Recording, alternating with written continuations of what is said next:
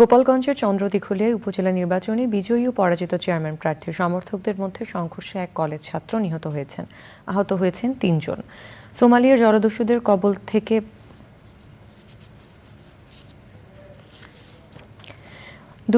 মঙ্গলবার রাতে গোপালগঞ্জ জেলার সদর উপজেলার চন্দ্রদিঘলিয়া গ্রামে এই ঘটনা ঘটে। গোপালগঞ্জ প্রতিনিধি আসাদুজ্জামান বাবলুর তথ্য ও চিত্রে সৈয়দ অদিতের রিপোর্ট। গত ৮ মে অনুষ্ঠিত হয় গোপালগঞ্জ সদর উপজেলা নির্বাচন। এতে বেসরকারিভাবে জয়লাভ করেন কামরুজ্জামান ভূঁইয়া। তার কাছে পরাজিত হন বিএম লিয়াকত আলী। নির্বাচনের ফল ঘোষণার পর থেকেই পরাজিত ও বিজয় প্রার্থী কর্মী সমর্থকদের মধ্যে বিরোধ দেখা দেয়। এরই মধ্যে মঙ্গলবার সন্ধ্যায় পরাজিত প্রার্থীর সমর্থক কলেজ ছাত্র অচিকুর রহমান ওষুধ কিনতে স্থানীয় চন্দ্রদিঘলিয়া বাজারে যান।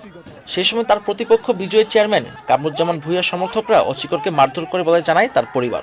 ছোট ভাই সিগারেট খাইছে, ওদেরই একজন টিমের নিয়ে সাইডে নিয়ে মারছে। আনারসের লোকরে মারছে টেলিফোনের লোক। আমার ভাই ওষুধ আনতে গেছিল আমার মার জন্য। ওই কথা কেমন তো আমরা জানি না। আমার নিরাপত্ত ভাই কেন মারলো? আমার রাজমিস্ত্রির কাছে ওষুধ আনতে গেছে। কারা মারছে? লোক মারছে বলছিল সেখানে ছেলে। মারা কালু। তারপরে শুরু। তারপরে এই খবর দুই পক্ষের মধ্যে ছড়িয়ে পড়লে বিরোধী জড়িয়ে পড়েন বিজয়ী ও পরাজিত চেয়ারম্যান প্রার্থীর কর্মী সমর্থকরা। প্রায় ঘণ্টাব্যাপী সংঘর্ষে গুলিবিদ্ধ হয়ে মারা যান চন্দ্রদিঘলিয়া গ্রামের জাবেদারির ছেলে অচিকুর। কলেজ ছাত্র নিহতের ঘটনা তদন্ত করে দায়ীদের দ্রুত বিচারের দাবি জানিয়েছে তার পরিবার। সৈয়দ অদিত, চ্যানেল আই।